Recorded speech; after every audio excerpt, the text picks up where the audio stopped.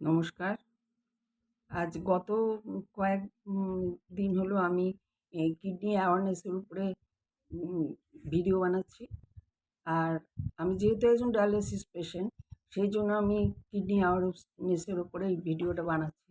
যাতে কিডনি সম্বন্ধে আমাদের সবাই কিছু না কিছু জানতে পারি।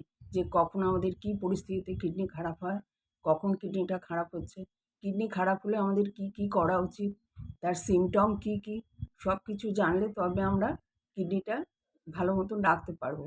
আর যদি আমরা কিডনি সম্বন্ধে অ্যালার্ট হয়ে যাই, তাহলে আমাদেরকে আর ডায়ালিসিসে যেতে হবে না। তবে ডায়ালিসিসেও অতটা ভয় নেই, কেননা ডায়ালিসিস একটা সিস্টেমের মধ্যে দিয়ে যাওয়া। আর ডায়ালিসিস করলে কিডনি যখন খারাপ, দুটো কিডনি খারাপ হলে তো কিছু করার থাকে না, তখন ডায়ালিসিস করতে বাধ্য হই আমরা। তো ডায়ালিসিস করে তখন আমরা সুস্থ থাকতে পারি। একেকজনকে আমাদের যে সেন্টারে ডায়ালিসিস হয়, একেকজনের 10 বছর 12 বছর ডায়ালিসিস হচ্ছে। তারা ভালো আছে, সুন্দর জীবন কাটাচ্ছে। আপনাদেরও যাদের কিডনি খারাপ বা যারা ডায়ালিসিসে আছেন, তারা মনের আনন্দে থাকুন, গান শুনুন, আপনারা বাগান করুন, গাছ লাগান, টিভিতে ভালো ভালো সিরিয়াল দেখুন, আর গল্পের বই পড়ুন। কিছুভাবে নিজেকে এনগেজ রাখুন।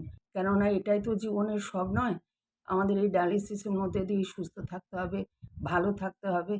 আর আপনারাও ভালো থাকবেন, আশা করি সুস্থ থাকবেন। আমার ভিডিও যদি আপনাদের ভালো লাগে, আপনারা অবশ্য আমাকে লাইক করবেন, কমেন্ট করবেন। কমেন্ট করলে আমার ভালো লাগবে।